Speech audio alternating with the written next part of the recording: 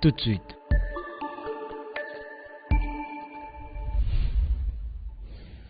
Le journal.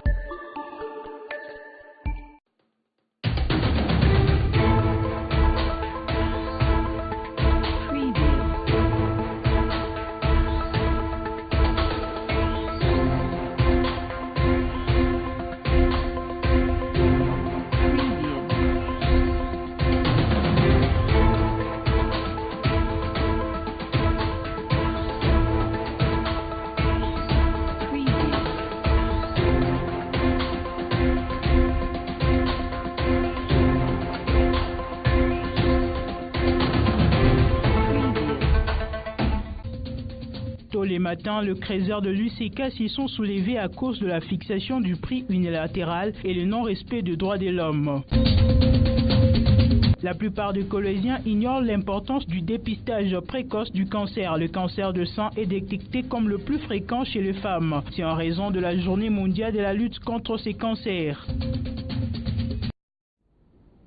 Mesdames, Messieurs, bienvenue dans ce journal.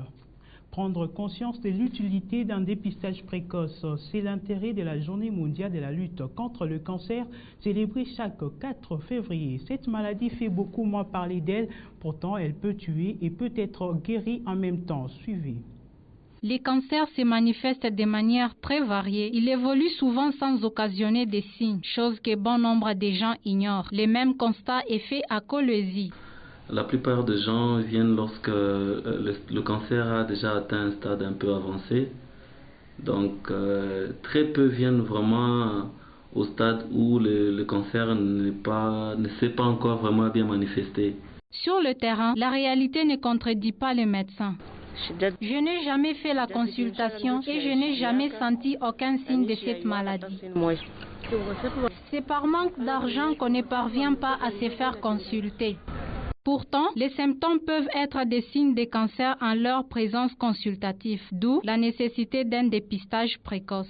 C'est mieux de dépister le cancer pendant que c'est encore asymptomatique. Donc lorsque le cancer ne s'est pas encore manifesté, c'est vraiment important parce que mieux c'est dépister donc tôt, mieux c'est le traitement pourrait encore accorder la chance à la personne de le sauver. Il y a des examens à faire, notamment la mammographie. C'est vraiment important. Et également pour le cancer du col, c'est vraiment important pour les femmes de se faire dépister par routine, n'infuse qu'une fois par an, pour savoir au moins l'état du col. Entre 2005 et 2015, l'OMS a enregistré 84 millions de morts dues à cette maladie. À l'occasion de cette même journée, l'Organisation mondiale de la santé a diagnostiqué dans ses dernières statistiques le cancer de sein comme le plus fréquent dans le monde. Un état des lieux est fait à Kolwezi par Elise Assoumani. Selon les dernières statistiques mondiales sur le cancer, l'OMS a détecté la hausse de cancer du sein dans le monde. 1,7 million de femmes ont un diagnostic de cette maladie, avec une mortalité de 14%. Quid de la situation de Kolwezi? Concernant l'épidémiologie, nous avons le bilan est faible parce que quand vous parlez d'un cancer c'est un stade déjà avancé de la pathologie. Alors, c'est le stade terminal, donc on reçoit seulement des dames dans un stade inopérable, comme la prise en charge sera compliquée. Donc, le bilan est faible. On ne peut pas dire que ça représente même 5% des cas consultés. D'où provient cette maladie? Nous avons des facteurs, des facteurs favorisants du cancer. En soi, parmi les facteurs favorisants, nous avons l'âge. Intervalle d'âge entre 45 et 65 ans, boissons alcoolisées ainsi que le tabagisme. L'autoconsultation est possible. Comment y procéder? La première des choses, c'est la dame elle-même fait un constat par rapport, il y a des équilibres, il y a asymétrie de sang. Donc le sang atteint sera plus volumineux par rapport à l'autre. Et puis il y aura une masse au niveau Elle va à la palpation elle-même, en se faisant même le bain et puis tout ça, elle va percevoir une masse au niveau des seins concernés. En cas de détection du cancer, comment se présente la prise en charge à Kolwezi? La prise en charge, nous avons la prise en charge médicamenteuse plutôt, et la prise en charge chirurgicale. Donc la prise en charge dépend de la consultation ou sorte de la période avec laquelle la dame se fait consulter. Si la prise en charge est tardive, on va te donner selon le traitement. S'il y a la toux, on traite la toux. S'il y a l'anémie, on va traiter aussi l'anémie. Tension ce lundi matin au site minier de l'UCK à Kolwezi. Les Crézers se sont soulevés pour protester contre le prix du kilo de matière brute fixé unilatéralement par le comptoir d'achat sous contrôle des Libanais et le non-respect des droits de l'homme. Tim Moukaoul.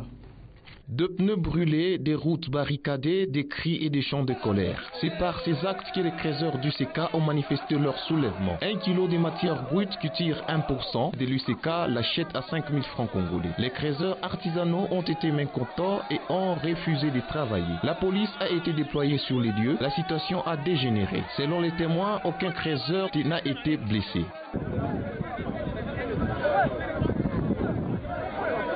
En raison de la sécurité, ils se sont dirigés vers le responsable de l'ANER, voulant rencontrer les ministres des Mines. Tous les efforts fournis n'ont pas abouti. Ils veulent une seule chose. Alors il a dit, parce que le problème est il y a partenaires pour les Libanais, certains députés provinciaux sont descendus au site minier du l'UCK. Ici, ils ont été apaisés.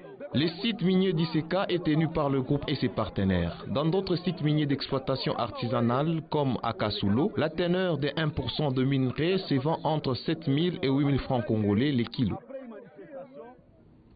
Après le traitement des dossiers de contestation de résultats proclamés par la Cour d'appel de Kolwezi, celle-ci vient de recevoir les audiences qui seront ouvertes ce lundi 12 février 2019.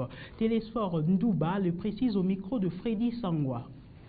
Il y a des procédures internes qu'il faut faire, notamment d'abord notifier aux députés, aux honorables députés provinciaux dont l'élection a été contestée, aux partis politiques ou regroupements politiques qui ont aligné des candidats dans les circonscriptions où il y a des contestations.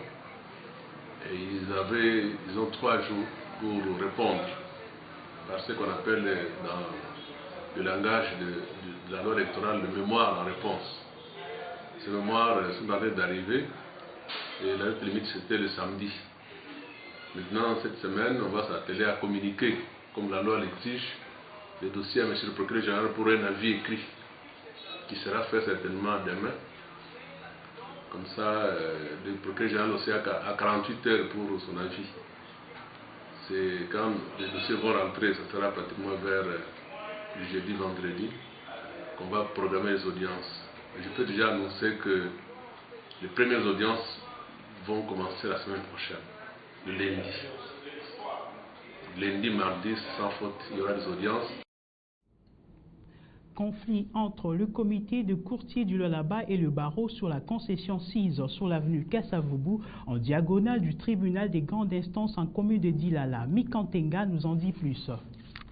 Une inscription en noir, visible au vu du public. Œuvrant longtemps sans abri, à ces jours le barreau du Lualaba a une adresse. Un soulagement à tous ces pratiquants de ce métier noble. Mais cet état des choses met perplexe le comité de tous les courtiers de la province du Lualaba qui occupe cette concession depuis belle lurette. La présence de plaques et de bornes qui ont été placées à cet endroit désenchante les autorités de cette entité. Ça fait presque une année qu'on s'est battu pour construire notre bureau là où l'habitat nous a installés, dont on a tous les documents et tout qu'on sort. Voilà que nous sommes presque à la fin, puisque je n'aime pas qu'on dise que le président ne nous a pas informés. Il y a presque 2 semaines, il y a les barreaux à travers son bâtonnier, plusieurs maîtres que j'ai vus qui sont venus, soit disant qu'ils ont payé une portion de cette concession là où les services compétents de l'habitat qui encadrent les immobiliers et les courtiers qui encadrent, qui gardent aussi les meubles, les parcelles, les maisons de l'État. Ainsi, aujourd'hui, sans même, peut-être, sans même nous présenter quoi que ce soit, ils sont venus mettre des panneaux, soit disant qu'ils ont l'arrêté ministériel de Kinshasa. Nous sommes là parce qu'on a un sous-bassement, on a des documents qui nous autorisent à ériger notre siège provincial ou siège urbain dans cet enclos. Contacté à ces sujets, c'est par un droit de réponse qu'il devra répondre. En attendant, c'est un dossier à suivre.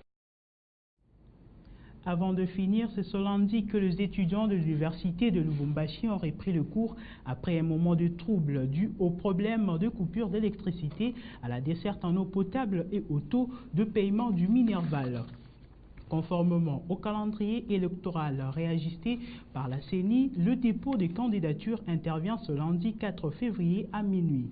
Au Lualaba, plusieurs candidatures ont été enregistrées, nous renseigne le secrétaire exécutif de la CENI en province, Jean-Paul Tchikind, affirme qu'aucun changement du calendrier électoral jusqu'à ce stade ne peut être envisageable. Les élections de sénateurs interviendra le jeudi 14 mars 2019 et les nouveaux gouverneurs de 26 provinces de la RDC seront élus le 26 mars. Ce journal est terminé. L'actualité reste en continu sur www.wangu.info.